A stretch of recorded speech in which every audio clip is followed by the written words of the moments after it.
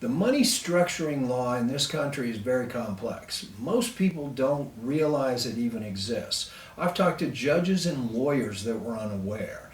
What the money structuring law is basically an opportunity for the federal government to attempt to control the flow of cash between individuals. If you attempt to pass $10,000 to purchase any item in cash, the individual receiving the money is required to file a form with the IRS. That form lists not only the amount of money paid in cash, but as well the denominations, the date, and essentially the parties involved. The purpose of that really was back in the early days involving the cocaine trade in South Florida. Because there was so much cash floating around, the government figured the best way to try to enforce the laws was to create new law that punished people for attempting to structure or avoid reporting under what we call the cash transaction reporting requirements. That requirement is really very simple.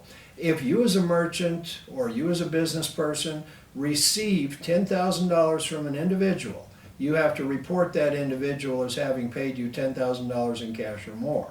What's interesting about the law as well, you're not allowed to incrementally break it up. So in other words, you couldn't give someone $5,000 in cash one day, $5,000 in cash the next day, and avoid the reporting requirement. That's called a structuring transaction, which again is a federal felony.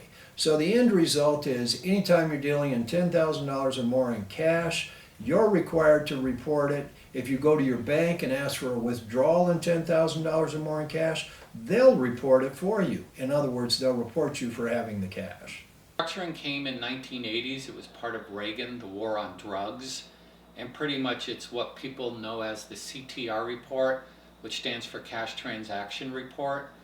So if you go to the bank and have $15,000 of cash and deposit it, the bank's going to generate a CTR, which is reported to the IRS. Is there anything wrong with that? No. Is it illegal to deposit cash? No.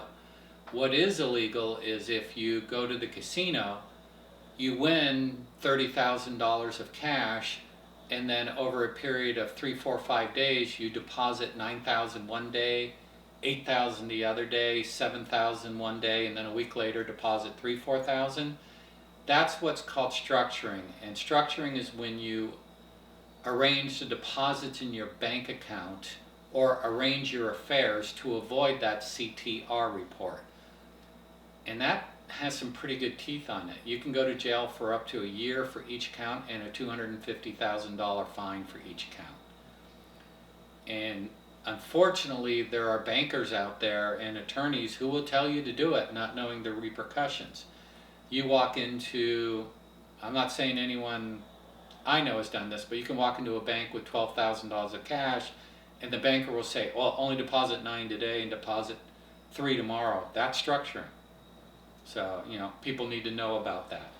If you're guilty of structuring, or they think you are, that opens up a whole can of worms. They'll go into money laundering, wire fraud, mail fraud.